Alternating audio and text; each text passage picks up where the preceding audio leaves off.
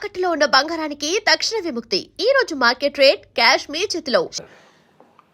ఇప్పుడు నీ కెరీర్ని నువ్వుగా జడ్జి చేసుకుంటే సక్సెస్ పర్సంటేజ్ ఎంత, ఫెయిల్యూర్ పర్సంటేజ్ ఎంత బాబాయ్? నేను చాలా చిత్తశుద్ధితో, అంటే నా సినిమా ఫెయిల్ ఉండొచ్చు కానీ నా వేషం ఎప్పుడు ఫెయిల్ అవ్వదు. నేను ఏది చేసినా నా సిన్స్ 25 ఈ సినిమా అమ్మాయి ఏంట్రా ఈ లోపలికి ముందు ఒప్పుకునే ముందే ఆలోచించుకోవాలి తప్ప లోపలికి వెళ్ళాక నేను ఫస్ట్ స్క్రిప్ట్ చూస్తా. నేనేమన్నా సహాయం చేయగలను యాజ్ రైటర్, అవసరమైతే చేస్తా. ఆ సినిమా ఏం బాగు అంటే ప్రొడ్యూసర్ అన్నదాత నాకు. ఆయన ఎప్పుడూ రైటే. ఇప్పుడు మన అహో బ్రహ్మ ఓహో శిష్య అనే సినిమా, అతను ఎవరు, ఆ డైరెక్టర్ గారి పేరు శివాజీ రాజా. మేము సినిమా అనుకున్నాం, ఆయన పోస్ట్ పోన్ 15 రోజులు అయింది.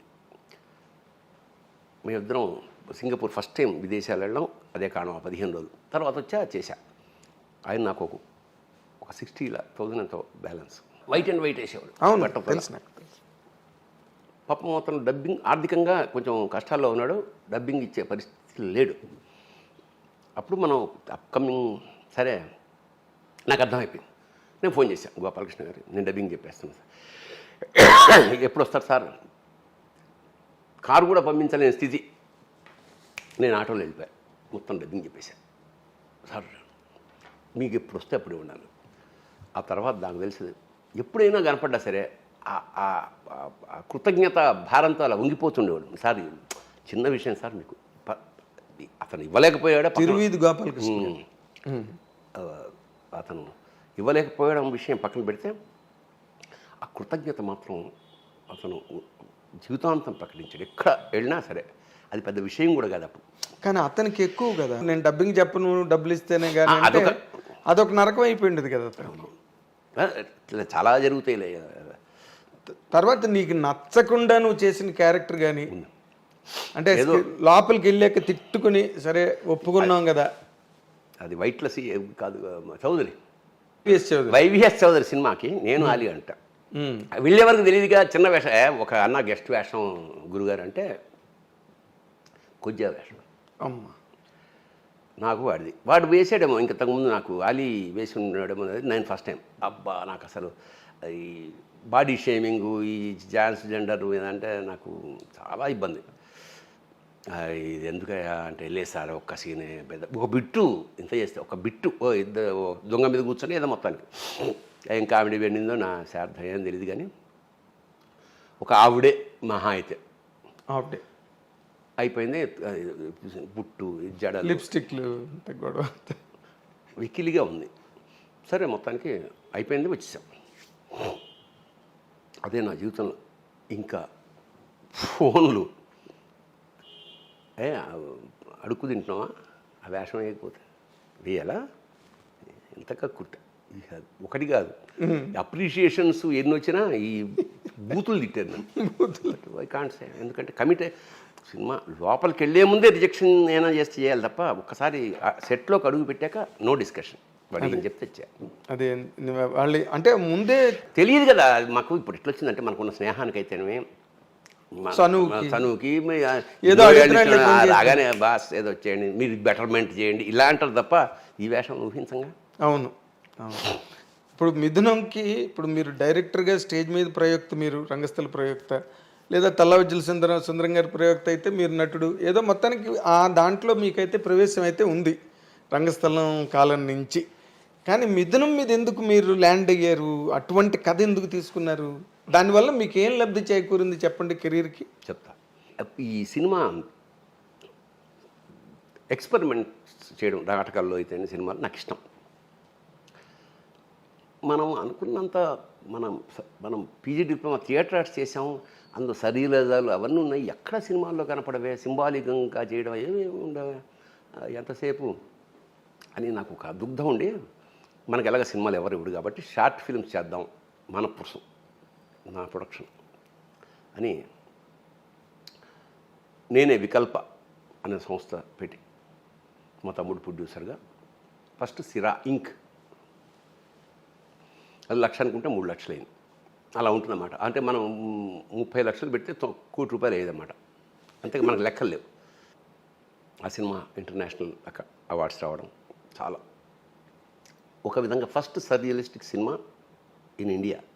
ఓ తెలుగు కాదు, ఇండియా. రెండోది నాకు గుర్తుంది, ఎవరో మన నో స్మోకింగ్ అనే ఒక సినిమా ఉంటుంది. అందులో చివరికి ఇలా అంటే వాడికి వేళ్ళు ఉండవు, సంథింగ్ లేదు. చాలా అవార్డ్స్ వచ్చాయి కొత్తగా, చాలా ఆశ్చర్యపోయే ఒక విధమైన ఒక కుదుపు ఇంటర్నేషనల్ అవార్డ్స్ వచ్చాయి. నేను 2008లో ముంబై ఫిలిం ఫెస్టివల్కి వెళ్ళా. నాది ఉంది అందులో short film. Best debut director ₹1,00,000, Nandita Das award, పెద్ద పెద్ద మహానుభావులు ఆర్ట్ చోట్ల. అది ఉత్సాహం ఇచ్చేసి నెక్స్ట్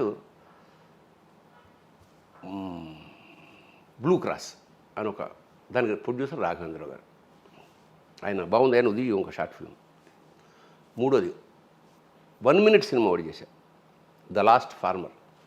ఆ కథ ఇలా చెప్పగానే వివి నాకు సెట్ అవునా, ఇది చాలా విచిత్రంగా ఉందండి, మీరు రేపు వచ్చి కెమెరాను మొత్తం అని నేను సప్లై చేస్తాను, మీరు తీసేసుకోండి.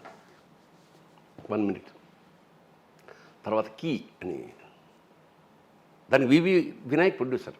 ఓకే. 1 minute. నెక్స్ట్ మన జయలలిత హీరోయిన్, మన జయలలిత ఉందిగా, ఆవిడ కీ అని ఒక షార్ట్ ఫిల్మ్, ఆవిడ ప్రొడ్యూసర్. అందరూ వేరే వేరే ప్రొడ్యూసర్లతోటి ఒక 5 అన్ని ఇంటర్నేషనల్ అక్రమిడ్ షార్ట్ ఫిల్మ్స్. తృప్తి షార్ట్ ఫిల్మ్స్, పెద్ద సినిమాలు రావు కదా మీ మైండ్ అన్న క్రమంలో ఒక మనిషి నన్ను కలిసి, ఏమన్నా ఎప్పుడన్నా ఒక ₹1,00,00,000 చిన్న సినిమా బడ్జెట్ ఏమన్నా అంటే చెప్పండి నాకు అన్నాడు. నేను మిథునం ఎప్పుడో చదివా.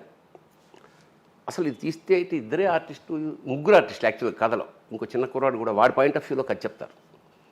వాడిని కూడా తీసేసి ఊరికే సింగిల్ లైన్ ఆర్డర్ వేసుకొని ఇట్లా ఊహించా, ఇలా వేస్తే ఎలా ఉంటుంది, ప్రయోగం చేద్దాం, ఏముంది, కుక్రోకో చేసాం. సిరా ఇద్దరే ఆర్టిస్టులు, నేను ఝాన్సీ. మీకు ఆ ఎక్స్పెరిమెంట్లు నీకు అలవాటు అయిపోయి ఇక నేను కొత్తగా అనిపించేది ఇద్దరితో సినిమా, కాకపోతే ఇది కమర్షియల్ సినిమా, 2 గంటల పాటు ఇద్దరు ఆర్టిస్టులు సాధ్యమా అని ఆలోచిస్తూ చూద్దాం ఊహాతోహానైతోనే పొద్దున్న ఫోన్ చేశా. తిరుపతిలో ఉండేవాడు ఆయన, నేను వెళ్ళాను, ఆయన వచ్చి రిసీవ్ చేసుకున్నాడు. ఆ భీమాస్లో రూమ్ బుక్ చేశాడు. భరణ్ గారు మనం ఇంటికి వెళ్ళి మంచి టిఫిన్ ఉందా చేసి వచ్చాక మీరు కట్ చెప్పండి, మనం ఓకే అని కాఫీ చెప్పాను. కాఫీ చెప్పి ఆర్డర్లో ఈ పాయింట్ చెప్పేశాను. ఆయన కళ్ళ నీళ్ళు తిరిగాయి. ఇంకా మనం ఇంటికి వెళ్ళక్కర్లేదండి, we are doing the film, proceed. అట్లా మిథునం ఎక్కడి నుంచి వెతుక్కోవడం ఆర్టిస్టులు. నేను ఒకటి మాత్రం చాలా 24/7 1 year దాన్ని పనిచేసి 24/7 పొద్దున్న లేస్తూనే బాలసుబ్రహ్మణ్యం పళ్ళు బ్రష్తో తోమాల, పందుం పొలతో, అట్లా మొదలెట్టింది నా జీవితం. అదే నాకు అర్థమైంది ఏమిటంటే 24/7 ఎవరు పని చేసినా బట్ రాజమౌళి అవుతాడు. ఇన్విటబుల్గా కష్టపడాలి. మైకిల్ ఏంజెలోని అబ్బా ఎట్లా అండి, హౌ కెన్ యూ డూ అంటే, నాలా ఎవడు పని చేసినా మైకిల్ ఏంజెలో అవుతాడు అని చెప్పాడు. అంత కష్టపడాలి, అఖండమైన ఇక మొత్తానికి.